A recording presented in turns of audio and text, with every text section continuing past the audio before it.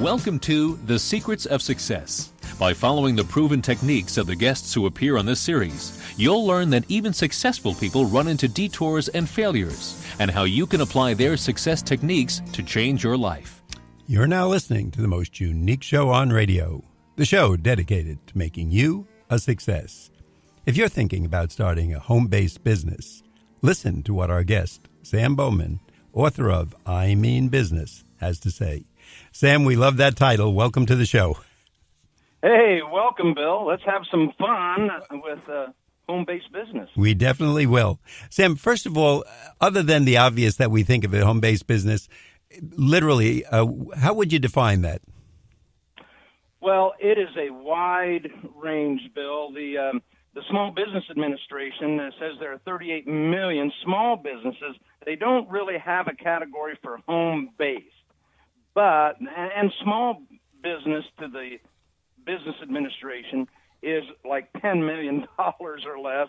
And come on, let's get real with that. Most home-based businesses are much smaller than that, so they don't have a specific category, but we still know that small business, 10 million or less, which means that includes 5,000, 25,000, or 100. My size of business, $100,000 to $200,000.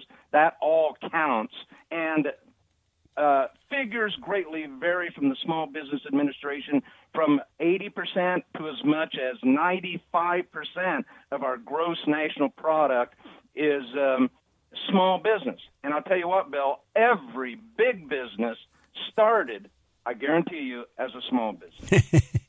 I'm sure you're right with that. Now, Sam, Yep. Who is the typical small-based business owner? Can you give us kind of a profile?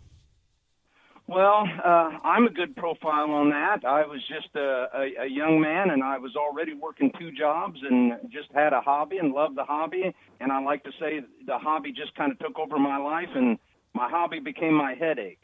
If you want to look at the figures, actually, Bill, more small business and home-based business, about 60%, are ran by women.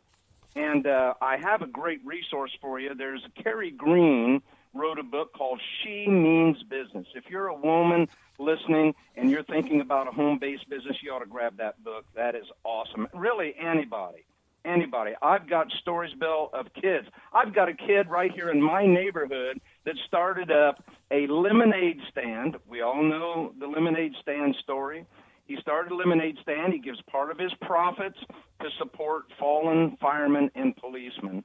And he is all over the news. So far this year, I happen to know he's made $8,000. We better read his book. Never mind your book. Never mind her book. That's right, and he's only 8 years old. After the show, you'll give me his phone number and contact information so I can. And he's 8 years old, huh? Okay. He'll probably sell you a lemonade franchise. We got to talk to the lawyers. Is he old enough to sign on his own, or will his father and mother have to sign with him? Now, I think they'd have to sign. Yeah. How about the more senior population? Do they get involved in this? I'm just wondering. You always picture kind of the younger person doing it, or maybe running something from the home while they're going to their day job, so to speak. But do retirees or seniors get involved? Oh, yeah, most certainly. In fact, there's a big trend towards seniors because we're with the economy and the escalation of cost and so forth. There are many seniors that are finding out they don't have enough money in savings, and Social Security isn't going to do it. So there is a big trend in seniors toward starting small home-based businesses to work some extra money. So most certainly that's them. And of course, I've been at this almost 40 years, but I hate to admit this, Bill, but I'm 65, so I think I qualify as one of those seniors. So you're an official senior. Congratulations. Thank you. Thank you very much. You joined our group. Now, Sam, can you give us just kind of an overview without going too far? But, if we look around the dead middle of these home-based businesses, what would you say are the ones that you see kind of on a regular basis that aren't, outliers, but in different states and different areas with different age groups? You mean the kind of business? Kinds of business, yeah. Just to give us an idea of what you're seeing when you're dealing with people. Well, I'm seeing almost every kind of idea that you can imagine being tested. There's a great book out there called 101 Businesses You Can Start with Less Than $1,000. This is not my book, and I don't make any money promoting this at all, so it's just a great book for stay-at-home moms and dads. It's a paperback by Heather Shepard, 101 Businesses You Can Start for less than $1,000. And we see everything, like I mentioned, from lemonade stands to people making pies, people making pot holders. They're taking basically, I think, Bill, what they know and what they are familiar with, something they're naturally good at, and they're developing that into an idea and going out there and seeing what they can do with it. So literally anything is possible. Now, as we used to say, since we're seniors, 60 years ago, the $64,000 question. Okay, Sam, What can you give us an idea? What does a home-based business? Of course, the lemonade stand, and that kid seems totally different. He's has his own magic methods. But the home-based business, typically, what could a person be looking at if they're thinking this, and what should they or could they strive for? Well, you can strive for anything, but, the sky is the limit. But you start small and you take it step by step. I think it's important to dream big. You can't go any bigger than you think. So you have to dream big, you have to think big, and you have to act big.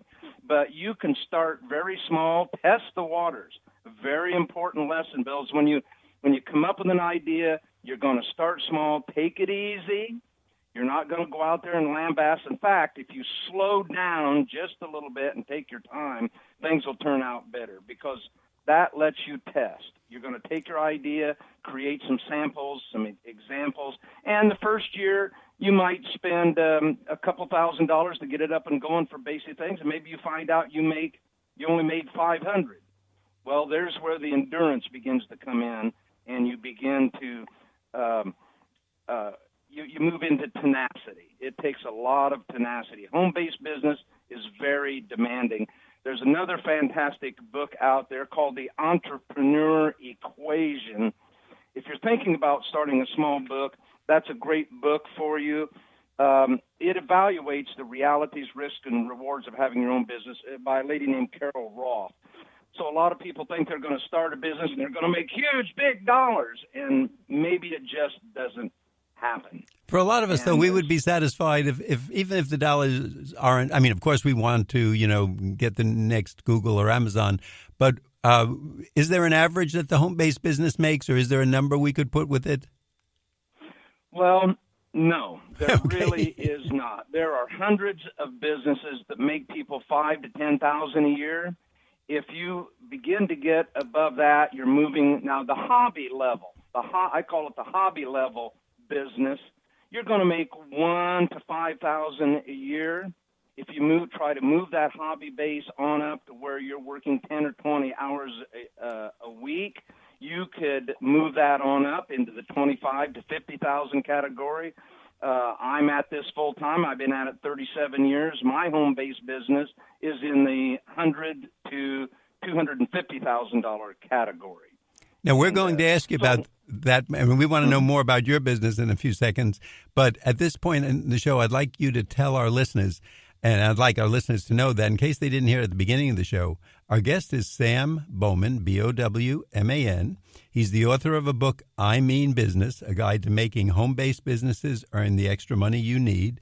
Sam, can you tell us where we can get the book, and is there a website where we can find out more? And I understand you also have a text that you'll send to people. Yeah. If my blog is runningfortheprize.org. But I'll tell you what, I want to give some free stuff to folks that are listening. If you're interested in home-based business, it's absolutely free, no obligation. I'm going to give you 3 articles that are part of my I Mean Business book, my top 10 must-read resource list for books and blogs that will really educate you. That also includes 5 reasons you should dream big and 9 partnerships that sustain a home-based business. Now, here's what you do to get that. It's absolutely free, no obligation. Just text the word HOMEBIZ, HOMEBIZ, to 44222, and those will come right through to you, and there you are. It'll come right in your email inbox, and it's just free, me to you, to help you get started. And Sam, is there also a website we should know about? runningfortheprize.org. .org, okay. And we like to tell our audience or remind them that if you're thinking of doing this, or if you're that senior, or you know your uncle is having kind of a tough time making ends meet, one, it can be a lot of fun. And two, by looking at some of these books, and Sam is very nice to give you other authors' names and other good books, and through the text, some good advice, you can start out by not making the mistakes that others typically make, because Sam knows what they are. He's going to warn you of them. Yep. Now, Sam, take us into your background. What kind of home-based business do you have? Well, you started out by saying you're such an unusual radio show. And I probably have the most unique, unusual home-based business that's based on a talent that I have and developed. I produce puppet shows for fairs and festivals. So I am a professional puppeteer. That's great. I bet you've cornered the market in that as a home-based business. I mean, is there a lot of home-based competition? Well, there's a lot of competition in terms of entertainers. There's a lot of great clowns that have been to the Barnum and Bailey Training Center, and they do acts. I probably have 24 strong competitors out there. They're not all puppet shows. Grandpa is probably the premier puppet show. It's called Grounds Entertainment for fairs and festivals. That's what I do. I'm on the grounds every day, putting on a big stage show and a strolling show. If people would like to look at that, they can go to Grandpa. My character is Grandpa Cratchit, and his website is oldcoot.com. You could look at that and just laugh, or you could look up Grandpa Cratchit on YouTube and just watch short Grandpa videos and stuff. And so we do about 30 to 40 live shows all around the United States, fairs and festivals. Every summer, put on our big stage show, and it includes a lot of promotional. That's part of the business, not just putting. I say puppet show. Wow, how'd you become a puppeteer? And I'd love to do that. But to do this, like most home-based business, you have to wear about 30 hats. I am not kidding you. My head is sore, Bill, from all the hats you got to wear. You got to be a plumber, a welder, a promoter, a salesman, a nose wiper, a puppeteer, an electrician.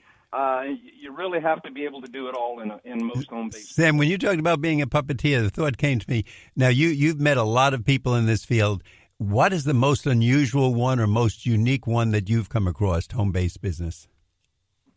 The most unique or home-based business? The home-based businesses. There, again, we think of people who might do tutoring. Maybe they do some accounting, a little law on the side, practice. But I didn't think of puppeteer. But is there something that you've come across quite unusual? Oh, quite unusual. I think probably the most unusual one I know is this guy named Sam Bowman that lives in Indiana that's a puppeteer. Oh, my gosh. Oh, yeah, people making cookies and pies.